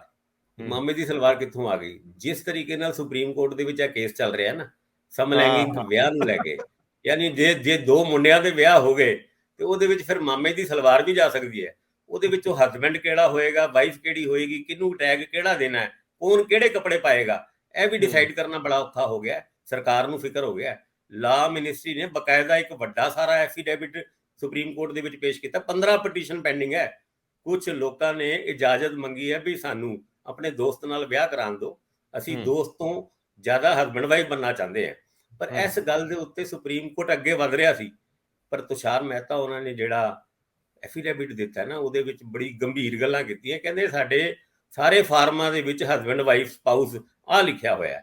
ਹੁਣ ਇਹਦੇ ਵਿੱਚ ਜੇ ਇੱਕੋ ਸੈਕਸ ਦੇ 2 ਵਿਅਕਤੀਆਂ ਨੇ ਵਿਆਹ ਕਰਾ ਲਿਆ, ਭਾਵੇਂ ਕੁੜੀਆਂ ਨੇ ਕਰਾਇਆ ਜਾਂ ਮੁੰਡਿਆਂ ਨੇ ਕਰਾਇਆ, ਉਹਦੇ ਵਿੱਚ ਹਸਬੈਂਡ ਕਿਹਨੂੰ ਕਹੋਗੇ, ਵਾਈਫ ਕਿਹਨੂੰ ਕਹੋਗੇ? ਤੇ ਅੱਗੇ ਚੱਲ ਕੇ ਇਹ ਸਾਡੇ ਪੂਰੇ ਸਮਾਜਿਕ ਤਾਣੇ ਬਾਣੇ ਦੇ ਉੱਤੇ, ਇੰਸਟੀਟਿਊਸ਼ਨ ਆਫ ਮੈਰਿਜ ਦੇ ਉੱਤੇ ਇੱਕ ਵੱਡਾ ਸਵਾਲ ਪੈਦਾ ਹੋ ਜਾਏਗਾ। ਇਸ ਤੋਂ ਪਹਿਲੇ ਕਿ ਤੁਸੀਂ ਕੋਈ ਐਦਾਂ ਦਾ ਕੋਈ ਡਿਸੀਜਨ ਲੈ ਲਓ, ਸੁਪਰੀਮ ਕੋਰਟ ਨੂੰ ਲਿਖਿਆ ਉਹਨਾਂ ਨੇ, ਪਹਿਲੇ ਦੇਖ ਲੈਣਾ ਵੀ ਇਹਦੇ ਨਾਲ ਪੰਗੇ ਬਹੁਤ ਹੋ ਜਾਣਗੇ। ਉਹਨਾਂ ਨੇ ਸ਼ਬਦ ਯੂਜ਼ ਕੀਤਾ ਹੈਵੋਕ, ਹੈਵੋਕ, ਯਾਨੀ ਇੱਕ ਤਰੀਕੇ ਨਾਲ ਪਰਲੇ ਆ ਜਾਏਗੀ ਜੇ ਸੇਮ ਸੈਕਸ ਦੇ ਵਿੱਚ ਮੈਰਿਜ। ਔਰ ਸਾਡਾ ਜਿਹੜੀ SGPC ਹੈਗੀ ਹੈ, ਸਾਡੀ ਸਿੱਖੀ ਹੈਗੀ ਹੈ, ਸਿੱਖ ਧਰਮ ਦੇ ਵਿੱਚ ਤੇ ਉਦਾਂ ਹੀ ਇਸ ਗੱਲ ਦੀ ਕਾਫੀ ਜ਼ਿਆਦਾ ਖਿਲਾਫਤ ਹੈਗੀ ਹੈ। ਮੈਨੂੰ ਇਹ ਲੱਗਦਾ ਹੈ ਕਿ ਸੁਪਰੀਮ ਕੋਰਟ ਵੀ ਹੁਣ ਸੋਚੇਗਾ ਕਿ ਅੱਗੇ ਚੱਲ ਕੇ ਕਿਤੇ ਮਾਮੇ ਦੀ ਸਲਵਾਰ ਨਾ ਦੇਣੀ ਪਏ। ਇਸ ਮੁੱਦੇ ਦੇ ਉੱਤੇ ਵੀ ਕੋਈ ਨਾ ਕੋਈ ਐਕਸ਼ਨ ਲੈ ਸਕਦੇ ਹਾਂ। ਦੂਜਾ ਮੁੱਦਾ ਇਹਦੇ ਚ ਇੱਕ ਪਹਿਲੂ ਜਿਹੜਾ ਕਿ ਦੁਨੀਆ ਭਰ ਦੇ ਵਿੱਚ ਵੱਖ-ਵੱਖ ਮੁਲਕਾਂ ਦੇ ਵਿੱਚ ਇਸ ਗੱਲ ਨੂੰ ਕੋਈ ਮਾੜਾ ਨਹੀਂ ਮੰਨਿਆ ਜਾਂਦਾ। ਇਹਦੀ ਪ੍ਰਵਾਨਗੀ ਸਮਾਜਿਕ ਤੌਰ ਤੇ ਵੀ ਆ, ਕਾਨੂੰਨੀ ਤੌਰ ਤੇ ਵੀ, ਔਰ ਬਹੁਗਿਣਤੀ ਦੇਸ਼ਾਂ ਨੇ ਇਹਨੂੰ ਕੋਈ ਬਹੁਤ ਵੱਡਾ ਅਪਰਾਧ ਨਹੀਂ ਮੰਨਿਆ। ਹੌਲੀ ਹੌਲੀ ਉਹ ਇਹੋ ਜਿਹੀਆਂ ਤਬਦੀਲੀਆਂ ਨੂੰ ਜਜ਼ਬ ਕਰ ਲੈਂਦੇ, ਅੰਦਰ ਸਮਾ ਲੈਂਦੇ ਆ। ਇਹ ਗੱਲ ਵੀ ਨਾਲ ਨਾਲ ਦੇਖਣ ਵਾਲੀ ਆ ਕਿ ਸੁਪਰੀਮ ਕੋਰਟ ਇਹਨੂੰ ਵਿਸ਼ਵ ਦੇ ਨਜ਼ਰੀਏ ਨਾਲ ਦੇਖਣਾ ਚਾਹੂਗਾ, ਸਾਡੀ ਸੰਸਕ੍ਰਿਤੀ ਦੇ ਨਜ਼ਰੀਏ ਨਾਲ ਦੇਖਣਾ ਚਾਹੂਗਾ, ਸਰਕਾਰਾਂ ਦੇ ਰੁਖ ਨਾਲ ਦੇਖਣਾ ਚਾਹੂਗਾ। ਇਹਦੇ ਤੇ ਲੰਬੀਆਂ ਬਹਿਸਾਂ ਹੋਣ ਦੀ ਉਮੀਦ ਹੈ, ਔਰ ਜੱਜਸ ਦਾ ਰੁਖ ਆਪਣਾ ਨਿੱਜੀ ਉਹ ਵੀ ਇਹਦੇ ਤੇ ਕਾਫੀ ਅਸਰਅੰਦਾਜ਼ ਹੁੰਦਾ। ਭਾਸਕਰ ਸਾਹਿਬ, ਅਗਲੀ ਖਬਰ ਜਿਹੜੀ ਪਾਰਲੀਮੈਂਟ ਦਾ ਸੈਸ਼ਨ ਹੋ ਰਿਹਾ, ਰੌਲਾ ਇਸ ਗੱਲ ਦਾ ਵੀ ਤੁਸੀਂ ਆਪਣੀਆਂ ਏਜੰਸੀਆਂ ਦੀ ਦੁਰਵਰਤੋਂ ਵਿਰੋਧੀਆਂ ਦੇ ਖਿਲਾਫ ਕਰ ਰਹੇ ਹੋ। ਇਹ ਗਲਤ ਨਾ ਹੋਈ, ਬਾਂਹ ਮਰੋੜਨ ਦੀ ਗੱਲ ਆ ਤੇ ਧੱਕਾ ਕਹਿੰਦੇ ਚੱਲਣਾ ਨਹੀਂ। ਜੇ ਇੱਕ ਬਦਲ ਗਿਆ ਸਭ ਸਿਸਟਮ, ਜੇ ਅਸੀਂ ਆ ਗਏ ਫਿਰ ਕੀ ਕਰਾਂਗੇ, ਅਸੀਂ ਵੀ ਇਹੋ ਕਰਾਂਗੇ, ਫਿਰ ਤੁਹਾਨੂੰ ਦੁੱਖ ਲੱਗਣਾ। ਕਿਉਂਕਿ ਮੋਦੀ ਸਾਹਿਬ ਨੂੰ ਇੰਜ ਲੱਗਦਾ ਵੀ ਇਹ ਜਿੰਨੇ ਕ ਆਪਸ ਵਿੱਚ ਖਿੰਡੇ ਹੋਏ ਆ, ਇਕੱਠੇ ਤੇ ਹੋਣੇ ਨਹੀਂ, ਇਸ ਕਰਕੇ ਬਹੁਤਾ ਡਰਨ ਦੀ ਲੋੜ ਨਹੀਂ। ਬਜਟ ਸੈਸ਼ਨ ਦਾ ਦੂਜਾ ਦੌਰ ਅੱਜ ਤੋਂ ਸ਼ੁਰੂ ਹੋ ਰਿਹਾ, ਔਰ ਉਸ ਤੋਂ ਪਹਿਲੇ ਖੜਗੇ ਸਾਹਿਬ ਨੇ ਇੱਕ ਮੀਟਿੰਗ ਬੁਲਾਈ। ਉਸ ਮੀਟਿੰਗ ਦੇ ਵਿੱਚ ਲਾਈਕ ਮਾਈਂਡਡ ਪਾਰਟੀ, ਇਨਵਰਟਡ ਕੋਮਾਂ 'ਚ ਕਹਿ ਰਹੇ ਆ, ਉਹਨਾਂ ਨੂੰ ਬੁਲਾਇਆ। ਲਾਈਕ ਮਾਈਂਡਡ ਕਿਹੜੀ ਨੇ? ਜਿਨ੍ਹਾਂ ਦੇ ਖਿਲਾਫ ED CBI ਪਿੱਛੇ ਤੇਜ਼ ਹੋਈ ਸੀ, ਉਹਨਾਂ ਸਾਰਿਆਂ ਨੂੰ ਬੁਲਾ ਕੇ ਇੱਕ ਮੀਟਿੰਗ ਦੇ ਵਿੱਚ ਇਹ ਫੈਸਲਾ ਲਿਆ ਜਾ ਰਿਹਾ ਕਿ ਸਰਕਾਰ ਨੂੰ ਘੇਰਾਂਗੇ ਵੀ ਇਹ ED ਸਾਡੇ ਮਗਰ ਹੀ ਕਿਉਂ ਪੈਂਦੀ ਹੈ। ਹੁਣ 95% ਪਿੱਛੇ ਜਿਹੜੀ ਰੇਟਸ ਹੋਈ ਹੈ, ਉਹਦੇ ਵਿੱਚੋਂ ਉਹ तमाम ਅਪੋਜੀਸ਼ਨ ਪਾਰਟੀ ਦੇ ਲੀਡਰ ਜਾਂ ਰੂਲਿੰਗ ਜਿੱਥੇ ਵਿਰੋਧੀ ਪਾਰਟੀਆਂ ਦੀ ਸਰਕਾਰ ਹੈ ਉੱਥੇ ਹੀ ਹੋਈ ਹੈ। ਇਹ ਮੁੱਦਾ ਹੁਣ ਪਾਰਲੀਮੈਂਟ ਦੇ ਵਿੱਚ ਯੂਨਾਈਟਿਡ ਤਰੀਕੇ ਨਾਲ ਗੁੰਜੇਗਾ, ਕਿਉਂਕਿ ਇਸ ਲਿਸਟ ਦੇ ਵਿੱਚ ਹੁਣ ਉਹ ਲਾਲੂ ਪ੍ਰਸਾਦ ਯਾਦਵ, ਉਹਨਾਂ ਦੀ ਪਾਰਟੀ, ਉਹ ਵੀ ਸ਼ਾਮਿਲ ਹੋ ਗਈ ਹੈ, ਕਿਉਂਕਿ ED ਉਹਨਾਂ ਦੇ ਵੀ ਘਰੇ ਚੱਕਰ ਚੁੱਕਰ ਦੇ ਲਾਣਾ ਸ਼ੁਰੂ ਕਰਤੀ ਹੈ। ਗੱਲ 600 ਕਰੋੜ ਤੱਕ ਲੰਘ ਗਈ ਹੈ। ਉਸ ਤੋਂ ਇਲਾਵਾ ਚਾਈਨਾ ਦੇ ਨਾਲ ਜਿਹੜੀ ਸਾਡੀ ਗੜਬੜ ਹੈ, ਰਾਹੁਲ ਗਾਂਧੀ ਉਹਨਾਂ ਗਏ ਸੀਗੇ ਪਿੱਛੇ UK, ਕੈਂਬਰਿਜ ਯੂਨੀਵਰਸਿਟੀ ਦੇ ਵਿੱਚ ਉਹਨਾਂ ਨੇ ਚਾਈਨਾ ਦੇ ਬਾਰੇ 'ਚ ਕੋਈ ਬਿਆਨ ਦੇ ਦਿੱਤਾ ਸੀ, ਰੋਲਾ ਇੱਥੇ ਪੈ ਗਿਆ। ਹੁਣ ਪਾਰਲੀਮੈਂਟ ਦੇ ਵਿੱਚ ਵੀ ਉਹ ਗੱਲਾਂ ਹੋਣਗੀਆਂ।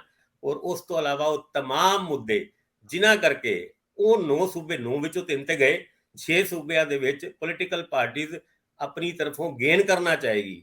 ਉਸ ਤੋਂ ਰਿਲੇਟਡ ਮੁੱਦੇ ਵੀ ਐਤਕੀ ਇਸ ਸੈਸ਼ਨ ਜਿਹੜਾ ਦੂਜਾ ਦੌਰ ਹੈ ਉਹਦੇ ਵਿੱਚ ਉੱਠਣਗੇ। ਇੰਦਰਪ੍ਰੀਤ ਜੀ, ਇੰਦਰ ਕੁਮਾਰ ਗੁਜਰਾਲ ਟੈਕਨੀਕਲ ਯੂਨੀਵਰਸਿਟੀ ਕਪੂਰਥਲਾ ਚ ਤੇ ਇਹਦੇ VC 18 ਮਹੀਨਿਆਂ ਤੋਂ ਹੈ ਨਹੀਂ, ਇਹ ਖਬਰ ਅਹਿਮ ਆ। ਇਸੇ ਤਰ੍ਹਾਂ ਬਾਬਾ ਫਰੀਦ ਯੂਨੀਵਰਸਿਟੀ ਦੇ VC ਦਾ ਵੀ ਗੁਜ਼ਾਰਾ ਹੀ ਕੀਤਾ ਜਾ ਰਿਹਾ ਇਧਰੋਂ ਉਧਰੋਂ ਕਰਕੇ। ਵਾਂਡਰ ਸਾਹਿਬ ਨਾ ਨੂੰ ਕਰਕੇ ਉਸ ਤੋਂ ਬਾਅਦ ਅਜੇ ਗੱਲ ਗਵਰਨਰ ਕਿਸੇ ਤਣਪਤਨ ਲੱਗੀ ਨਹੀਂ, ਔਰ ਅਜੇ ਗਵਰਨਰ ਸਾਹਿਬ ਇਸ ਗੱਲ ਤੋਂ ਵੀ ਖਫਾ ਨੇ ਕਿ ਤੁਸੀਂ ਗੋਸਲ ਸਾਹਿਬ ਨੂੰ ਉੱਥੇ ਬਿਠਾ ਕੇ ਬੈਠੇ ਹੋ, ਉਹਨਾਂ ਦੀ ਪ੍ਰਵਾਨਗੀ ਪੂਰੀ ਤਰ੍ਹਾਂ ਹੈ ਨਹੀਂ।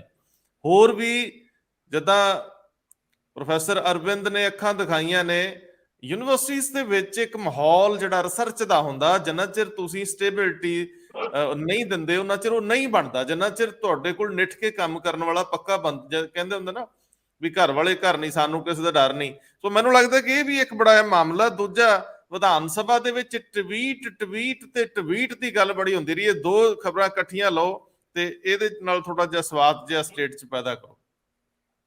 ਰੰਧਾਵਾ ਸਾਹਿਬ ਦੇਖੋ, ਤੁਸੀਂ ਅਜੇ ਇੱਕ ਯੂਨੀਵਰਸਿਟੀ ਛੱਡ ਕੇ ਗੁਰੂ ਰਵਿਦਾਸ ਯੂਨੀਵਰਸਿਟੀ ਦੇ ਵਿੱਚ ਵੀ ਹੈ ਨਹੀਂ, ਜਿਹੜੀ ਆਯੁਰਵੇਦ ਯੂਨੀਵਰਸਿਟੀ ਹੈ ਉਹਦੇ ਵਿੱਚ ਵੀ ਸਾਡੇ ਕੋਲ ਹੈ ਨਹੀਂ ਹੈ ਵਾਈਸ ਚਾਂਸਲਰ। ਕਈ ਯੂਨੀਵਰਸਿਟੀਆਂ ਦਾ ਦੇਖੋ ਤੁਸੀਂ ਨਾਂ ਲੈ ਹੀ ਦਿੱਤਾ, ਹੁਣ ਮੈਂ ਰਿਪੀਟ ਨਹੀਂ ਕਰੂੰਗਾ, ਪਰ ਇਹਦੇ ਨਾਲ ਫਰਕ ਕਿੰਨਾ ਪੈਂਦਾ ਇਸ ਚੀਜ਼ ਦੇ ਉੱਤੇ ਜ਼ਰੂਰ ਗੌਰ ਕਰਨੀ ਚਾਹੀਦੀ ਹੈ। ਕਿਉਂਕਿ ਮੈਂ ਪਿਛਲੇ ਇੱਕ ਹਫ਼ਤੇ ਤੋਂ ਲਗਾਤਾਰ ਜਿਹੜੇ ਪ੍ਰਸ਼ਨ ਕਾਲ ਹੋ ਰਹੇ ਹੈ ਤੇ ਉਹਦੇ ਵਿੱਚ ਜੋ ਡਾਕਟਰ ਬਲਬੀਰ ਸਿੰਘ ਹੋਣੀ ਸਵਾਲਾਂ ਦੇ ਜਵਾਬ ਦੇ ਰਹੇ, ਜੇ ਤੁਸੀਂ ਉਹਨਾਂ ਦੋਨਾਂ ਨੂੰ ਰਿਲੇਟ ਕਰੋ ਤਾਂ ਸਭ ਤੋਂ ਇੰਪੋਰਟੈਂਟ ਕੰਮ ਹੀ ਬਾਬਾ ਫਰੀਦ ਯੂਨੀਵਰਸਿਟੀ ਦੇ ਕੋਲੇ ਹੈ।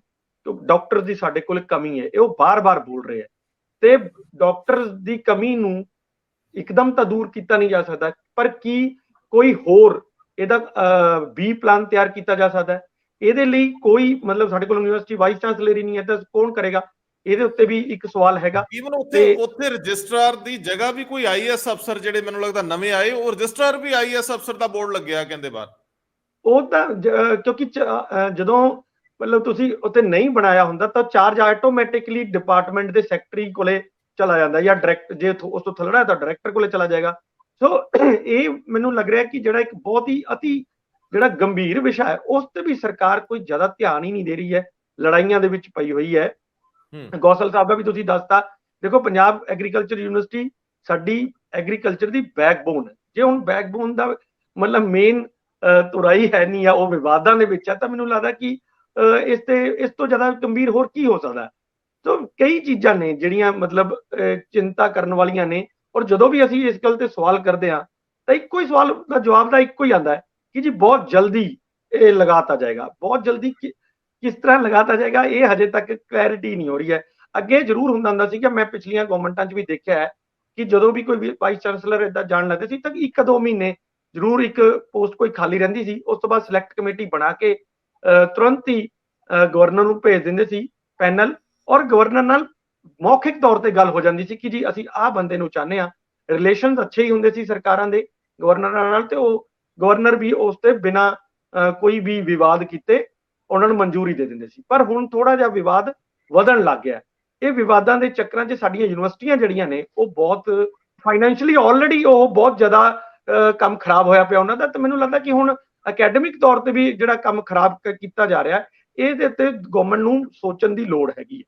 ਦੂਸਰਾ ਟਵੀਟੀ ਦਾ ਤੁਸੀਂ ਮੇਰੇ ਕੋਲ ਇੱਕ ਤਸਵੀਰ ਹੈ। ਇਹ ਤਸਵੀਰ ਦੇ ਵਿੱਚ ਜਿਹੜਾ ਤੁਸੀਂ ਦੇਖੋ, ਬਾਬਾ ਫਰੀਦ ਯੂਨੀਵਰਸਿਟੀ ਦੇ ਰਜਿਸਟਰਾਰ ਦੇ ਅਹੁਦੇ ਦੇ ਉੱਪਰ ਵੀ ਡਾਕਟਰ ਨਿਰਮਲ ਓਸੇਪਚਨ IAS ਨੇ, ਇਹਨਾਂ ਦਾ ਬੋਰਡ ਲੱਗਿਆ। ਮੇਰਾ ਮਤਲਬ ਰਜਿਸਟਰਾਰ ਮਾਂ ਹੁੰਦੀ ਹੈ ਯੂਨੀਵਰਸਿਟੀ ਦੀ, ਤੇ ਘੱਟੋ ਘੱਟ ਉਸੇ ਸ਼ੋਬੇ ਨਾਲ ਸੰਬੰਧਿਤ, ਉਸ ਖੇਤਰ ਨਾਲ ਸੰਬੰਧਿਤ ਉਹਦੀ ਬਹੁਤ ਬਰੀਕ ਸਮਝ ਹੋਵੇ ਤਾਂ ਫਿਰ ਯੂਨੀਵਰਸਿਟੀ ਚੱਲਦੀ ਆ।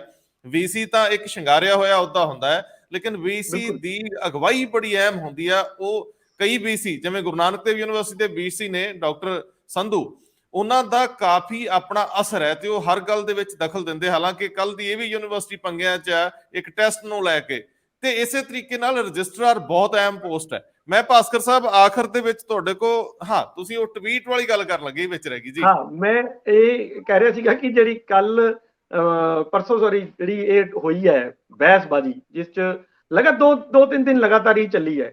ਪਹਿਲਾ ਟਵੀਟ ਸਤਪਾਲ ਖਹਿਰਾ ਹੋਰਾਂ ਨੇ ਹਰਜੋਤ ਬੈਂਸ ਹੋਰਾਂ ਦਾ ਦਿਖਾਇਆ ਸੀ, ਜਿਹਦੇ 'ਚ ਪ੍ਰਿੰਸੀਪਲਾਂ ਨੂੰ ਬਾਹਰ ਭੇਜਣ ਦਾ ਮਾਮਲਾ ਸੀ। ਉਹਦੇ ਵਿੱਚ ਦੋਨੋਂ ਬਹੁਤ ਗੁੱਥਮ ਗੁੱਥਾ ਹੋ ਗਏ, ਮਤਲਬ ਬੜੀ ਜ਼ਿਆਦਾ ਵਾਦ ਵਿਵਾਦ ਚੱਲਿਆ ਦੋਨਾਂ ਦੇ ਵਿੱਚ, ਕਿਉਂਕਿ ਉਹ ਹਰਜੋਤ ਬੈਂਸ ਕਹਿ ਰਹੇ ਸੀ ਕਿ ਜਿਹੜਾ ਖਹਿਰਾ ਸਾਹਿਬ ਨੇ ਟਵੀਟ ਕੀਤਾ ਹੈ ਉਹ ਬਿਲਕੁਲ ਗਲਤ ਹੈ, ਗੁੰਮਰਾਹ ਕੌਣ ਹੈ, ਮੈਂ ਇਹਨੂੰ ਸਾਈਬਰ ਸੈੱਲ ਦੇ ਵਿੱਚ ਦੇ ਕੇ ਕੇਸ ਵੀ ਰਜਿਸਟਰਡ ਕਰਾਊਂਗਾ। ਤੇ ਉਸ ਤੋਂ ਬਾਅਦ ਉਹਨਾਂ ਨੇ ਅਗਲੇ ਦਿਨ ਇਹਦਾ ਜਵਾਬ ਵੀ ਦਿੱਤਾ, ਪਰ ਸਪੀਕਰ ਨੇ ਕਿਹਾ ਕਿ ਇਸ ਤੇ ਬਹਿਸ ਕਰਾਵਾਂਗੇ, ਪਰ ਹੋਈ ਨਹੀਂ ਬਹਿਸ ਇਹਦੇ ਉੱਤੇ। ਫਿਰ ਜਦੋਂ ਉਹਨਾਂ ਨੇ ਭਗਵੰਤ ਮਾਨ ਹੋਰਾਂ ਨੇ ਵੀ ਕਿਹਾ, ਪ੍ਰਤਾਪ ਸਿੰਘ ਬਾਜਵਾ ਦੇ ਸਵਾਲ ਦੇ ਜਵਾਬ 'ਚ ਵੀ ਮੇਰੇ ਕੁਲੀਗ ਨੇ ਸਵਾਲ ਉਠਾਇਆ ਸੀਗਾ, ਤੁਸੀਂ ਉਹਦਾ ਜਵਾਬ ਨਹੀਂ ਦੇ ਰਹੇ, ਤਾਂ ਉਹਨਾਂ ਨੇ ਕਿਹਾ ਵੀ ਇਹ ਤਾਂ ਇਹਨਾਂ ਦਾ ਕੰਮ ਹੀ ਟਵੀਟ ਹੀ ਕਰਨਾ ਹੈ, ਇਹਦਾ ਜਵਾਬ ਨਹੀਂ ਦਿੱਤਾ ਜਾ ਸਕਦਾ। ਇਸੇ ਤਰ੍ਹਾਂ ਦਾ ਹੀ ਵਿਵਾਦ ਜਿਹੜਾ ਹੈਗਾ, ਕੁਲਦੀਪ ਜਿਹੜੇ ਧਾਲੀਵਾਲ ਨੇ ਉਹ ਵੀ ਕਹਿੰਦੇ ਕਿ ਮੈਂ ਤਾਂ ਟਵੀਟਾਂ ਦੇ ਚੱਕਰਾਂ 'ਚ ਪੈਂਦਾ ਹੀ ਨਹੀਂਗਾ। ਹਾਲਾਂਕਿ ਬਾਅਦ 'ਚ ਖਹਿਰਾ ਹੋਰਾਂ ਨੇ ਉਹਨਾਂ ਦਾ ਇੱਕ ਟਵੀਟ ਦਿਖਾਇਆ ਕਿ ਇਹ ਕਹੀ ਤਾਂ ਜਾਂਦੇ ਹਨ ਲੇਕਿਨ ਲਗਾਤਾਰ ਟਵੀਟ ਕਰਦੇ ਹਰ ਚੀਜ਼ ਦੇ ਉੱਤੇ। ਸੋ ਇਹ ਮਤਲਬ ਅਸਲ 'ਚ ਅਸੀਂ ਵਿਸ਼ਿਆਂ ਨੂੰ ਗਵਾ ਦਿੰਦੇ ਹਾਂ, ਜਿਹੜੇ ਵਿਸ਼ਿਆਂ ਦੇ ਉੱਤੇ ਇਹ ਟਵੀਟ ਹੁੰਦੇ ਆ ਅਸੀਂ ਇਸ ਚੱਕਰ 'ਚ ਪੈ ਜਾਂਦੇ ਹਾਂ ਕਿ ਟਵੀਟ ਕੀਤਾ ਕਿਹਨੇ ਹੈ ਤੇ ਕੀ ਮੈਂ ਉਹਦਾ ਜਵਾਬ ਦੇਣਾ ਕਿ ਨਹੀਂ ਦੇਣਾ। ਇਸ ਤਰ੍ਹਾਂ ਦੀ ਗੈਰ ਗੰਭੀਰਤਾ ਵਾਲੀਆਂ ਜਿਹੜੀਆਂ ਚੀਜ਼ਾਂ ਨੇ ਨਾ, ਮੈਨੂੰ ਲੱਗਦਾ ਕਿ ਉਹ ਦੋਨੋਂ ਤਰਫ ਤੋਂ ਅਵੋਇਡ ਕਰਨੀਆਂ ਤਾਂ ਚਾਹੀਦੀਆਂ। ਜੇ ਮੰਤਰੀ ਸਾਹਿਬ ਨੂੰ ਹੋ ਸਕਦਾ ਪਤਾ ਨਾ ਹੋਵੇ ਕਿ ਮੇਰਾ ਟਵਿੱਟਰ ਵੀ ਮੇਰੀ ਸੋਸ਼ਲ ਮੀਡੀਆ ਟੀਮ ਨੇ ਬਣਾਇਆ ਹੋਇਆ ਤੇ ਉਹ ਚਲਾਉਂਦੇ ਆ। ਖਹਿਰਾ ਖੁਰਾ ਵਰਗੇ ਜਿਹੜੇ, ਮਾਫੀ ਚਾਹੁੰਦਾ, ਖਹਿਰਾ ਵਰਗੇ ਜਿਹੜੇ ਆਗੂ ਨੇ ਉਹਨਾਂ ਨੂੰ ਤਾਂ ਹਰ ਗੱਲ ਅਪਰੂਵ ਕਰਾ ਕੇ ਉਹਨਾਂ ਦੀ ਟੀਮ ਭੇਜਦੀ ਹੋਣੀ ਹੈ, ਤੇ ਧਾਲੀਵਾਲ ਕੋ ਫੁਰਸਤ ਕਿੱਥੇ ਆ? ਉਹ ਕਹਿੰਦੇ ਹੋਣੇ ਆ ਜਿਹੜਾ ਮਰਜ਼ੀ ਭੇਜ ਦਿਓ। ਹੋ ਸਕਦਾ ਦਿੱਲੀ ਵਾਲੀ ਟੀਮ ਹੀ ਅਪਰੂਵ ਕਰਦੀ ਹੋਵੇ। ਖਹਿਰਾ ਸਾਹਿਬ ਠੀਕ ਕਹਿ ਰਹੇ ਨੇ ਤੇ ਅੱਗੋਂ ਧਾਲੀਵਾਲ ਵੀ ਠੀਕ ਕਹਿ ਰਹੇ। ਭਾਸਕਰ ਸਾਹਿਬ ਆਖਰੀ ਗੱਲ, RSS ਹਰਿਆਣੇ 'ਚ ਮਿਲ ਰਹੀ ਆ ਬਹੁਤ ਕਾਹਲੀ ਦੇ ਵਿੱਚ, ਤੇਜ਼ੀ ਨਾਲ ਦੱਸ ਦਿਓ, ਅਸੀਂ ਲਗਭਗ 45 ਮਿੰਟ ਨੂੰ ਟੱਚ ਕਰਨ ਲੱਗੇ। ਹਰਿਆਣੇ ਦੇ ਵਿੱਚ RSS ਦੇ ਕਾਫੀ ਸਾਰੇ ਵੱਡੇ ਵੱਡੇ ਲੀਡਰ ਇਕੱਠੇ ਹੋਏ ਨੇ। 1 ਲੱਖ ਸ਼ਾਖਾ ਕਰਨ ਦਾ ਟੀਚਾ ਹੈਗਾ, ਔਰ 2025 ਦੇ ਵਿੱਚ ਜਦ RSS ਨੂੰ 100 ਸਾਲ ਹੋਣਗੇ, ਉਸ ਤੋਂ ਪਹਿਲੇ ਬੜੇ ਵਧੀਆ ਪੱਧਰ ਦੇ ਉੱਤੇ ਪੂਰਾ ਪ੍ਰਚਾਰ ਪ੍ਰਸਾਰ ਕਰਨ ਦਾ ਇੱਕ ਪ੍ਰੋਗਰਾਮ ਬਣਾਇਆ ਜਾ ਰਿਹਾ ਹੈ। ਰਾਜਸਥਾਨ ਦੇ ਵਿੱਚ 10 ਲੱਖ ਵੋਲੰਟੀਅਰਸ ਦੀ ਡਿਊਟੀ ਭਾਜਪਾ ਲਾ ਰਹੀ ਹੈ ਕਿ ਇੱਕ ਵੋਟਰ ਨੂੰ ਟੱਚ ਕਰਨਾ ਹੈ। ਔਰ ਦੂਜੇ ਪਾਸੇ ਜਿਹੜੇ ਸਾਡੇ ਵਾਲੇ ਹੈਗੇ ਨੇ ਪੰਜਾਬ ਵਾਲੇ, ਇਹ ਤੁਹਾਨੂੰ ਰੰਧਾਵਾ ਜੀ ਨਹੀਂ ਮਿਲਣੇ ਹੁਣ ਕੁਝ ਦਿਨਾਂ ਤੱਕ। ਕਿਉਂਕਿ 3 ਸੂਬਿਆਂ ਦੇ ਵਿੱਚ ਟੀਚਾ ਬਣਾ ਲਿਆ ਇਹਨਾਂ ਨੇ। 3 ਸੂਬਿਆਂ ਦੇ ਵਿੱਚੋਂ ਅੱਜ ਰਾਜਸਥਾਨ, ਜੈਪੁਰ ਦੇ ਵਿੱਚ ਭਗਵੰਤ ਮਾਨ ਹੋਣਾ ਤੇ ਕੇਜਰੀਵਾਲ ਹੋਣਾ ਉੱਡ ਕੇ ਜਾਣਗੇ ਤੇ ਉੱਥੇ ਤਿਰੰਗਾ ਯਾਤਰਾ ਕੱਢਣਗੇ। ਔਰ ਕੱਲ ਭੋਪਾਲ ਦੇ ਵਿੱਚ ਫਿਰ ਤਿਰੰਗਾ ਯਾਤਰਾ, ਛੱਤੀਸਗੜ੍ਹ ਦੀ ਵਾਰੀ ਹੁਣ 2-3 ਦਿਨ ਦੇ ਵਿੱਚ ਆ ਜਾਏਗੀ।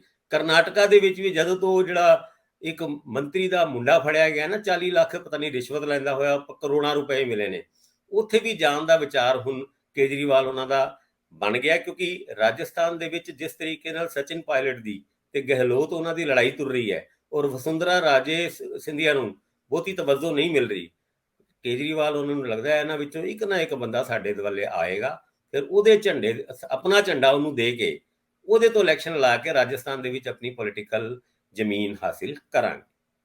ਤੁਹਾਡਾ ਮਤਲਬ ਸਚਿਨ ਪਾਇਲਟ ਉਧਰੋਂ ਔਖੇ ਸੌਖੇ ਹੋ ਕੇ ਜੇ ਇੱਧਰ ਆ ਗਏ ਤੇ ਪੂਰੇ ਦਾ ਪੂਰਾ ਢਾਂਚਾ ਲੈ ਕੇ ਆਉਣਗੇ। ਕੇਜਰੀਵਾਲ ਸਾਹਿਬ ਦੀ ਆਪਣੀ ਦਿਲਚਸਪੀ ਢਾਂਚਾ ਬਣਾਉਣ 'ਚ ਕੋਈ ਨਹੀਂ ਹੁੰਦੀ ਕਿਸੇ ਵੀ ਸੂਬੇ 'ਚ, ਤੇ ਬਣਿਆ ਬਣਾਇਆ ਢਾਂਚੇ ਤੋਂ ਸ਼ੁਰੂ ਕਰ ਲਾਂਗੇ। ਪਰ ਉਂਝ ਇਹ ਦੇਖਣ ਵਾਲੀ ਗੱਲ ਆ ਕਿ ਇਹ ਕੱਟੜ ਇਮਾਨਦਾਰੀ ਦਾ ਇੱਕ ਸਲੋਗਨ, ਨਾਰਾ ਤੇ ਇੱਕ ਝੰਡਾ ਲੈ ਕੇ ਤੁਰਦੇ ਆ ਤੇ ਜਾਣਗੇ। ਅਗਲੇ ਕੱਟੜ ਇਮਾਨਦਾਰੀ ਨੂੰ ਦਾਗਦਾਰ ਕਰਨ ਲਈ ਕਾਹਲੇ ਆ। ਵੇਖੋ ਕੌਣ ਜਿੱਤਦਾ ਹੈ। ਵੈਸੇ ਇਲੈਕਸ਼ਨ ਆਉਂਦੀ ਰਹਿਣੀ ਹੈ ਜੀ। ਤੇ ਪਿਛਲੇ ਦਿਨਾਂ ਦੇ ਵਿੱਚ ਇਹ ਵੀ ਖਬਰ ਆਈ ਕਿ ਜਿਹੜਾ ਪੰਜਾਬ ਦਾ ਹੈਲੀਕਾਪਟਰ ਹੈ ਨਾ, ਉਹਦਾ ਤੇਲ ਪਾਣੀ ਚੈੱਕ ਕਰ ਲਿਆ ਔਰ ਹੁਣ ਉੱਡਣ ਵਾਸਤੇ ਤਿਆਰ ਹੈ। ਤੇ ਉਹ ਆਪੇ ਹੀ ਕਦੀ ਰਾਜਸਥਾਨ, ਕਦੀ ਭੋਪਾਲ ਤੇ ਕਦੀ ਕਰਨਾਟਕਾ, ਬੰਗਲੌਰ ਆਉਣ ਵਾਲੇ ਦਿਨਾਂ 'ਚ ਗੇੜੇ ਵਧਣ ਵਾਲੇ ਨੇ। ਉਹ ਫਿਕਸਡ ਵਿੰਗ ਜਹਾਜ਼ ਜਿਹੜਾ ਖਰੀਦਣਾ ਸੀਗਾ, ਉਹ ਪਤਾ ਨਹੀਂ ਕਿੱਥੇ ਗੱਲ ਅਟਕ ਗਈ। ਪਰ ਹੁਣ ਜਿਹੜਾ ਹੈਲੀਕਾਪਟਰ ਹੈਗਾ ਉਹਨੂੰ ਉਡਾ ਕੇ ਦੇਖਿਆ ਜਾ ਰਿਹਾ ਵੀ ਕਿੰਨਾ ਕੁ ਉੱਡ ਸਕਦਾ ਹੈ। ਮੈਨੂੰ ਇਹ ਲੱਗਦਾ ਹੈ ਅੱਜ ਰਾਜਸਥਾਨ ਤੋਂ ਹਜੇ ਵਿਹਲਾ ਹੋ ਕੇ ਆਏਗਾ ਹੀ ਤੇ ਕੱਲ ਸਾਡੇ ਹੈਲੀਕਾਪਟਰ ਨੂੰ ਭੋਪਾਲ ਜਾਣਾ ਪਏਗਾ ਔਰ ਫਿਰ ਉਹਦੇ ਵਿੱਚ ਬੈਠੇ ਹੋਣਗੇ ਕੇਜਰੀਵਾਲ। ਉਹ ਜਿਹੜਾ 10 ਸੀਟਰ ਪਤਾ ਨਹੀਂ 8 ਸੀਟਰ ਜਿਹੜਾ ਜਹਾਜ਼ ਲੈਣਾ ਸੀਗਾ, ਉਹਦੇ ਵਿੱਚ ਹਜੇ ਰਾਘਵ ਚੱਡਾ ਉਹਨਾਂ ਨੂੰ ਜਗ੍ਹਾ ਕਦੋਂ ਮਿਲੇਗੀ ਇਹ ਨਹੀਂ ਸਮਝ ਆ ਰਿਹਾ। ਬਹੁਤ ਮਿਹਰਬਾਨੀ, ਧੰਨਵਾਦ ਜੀ।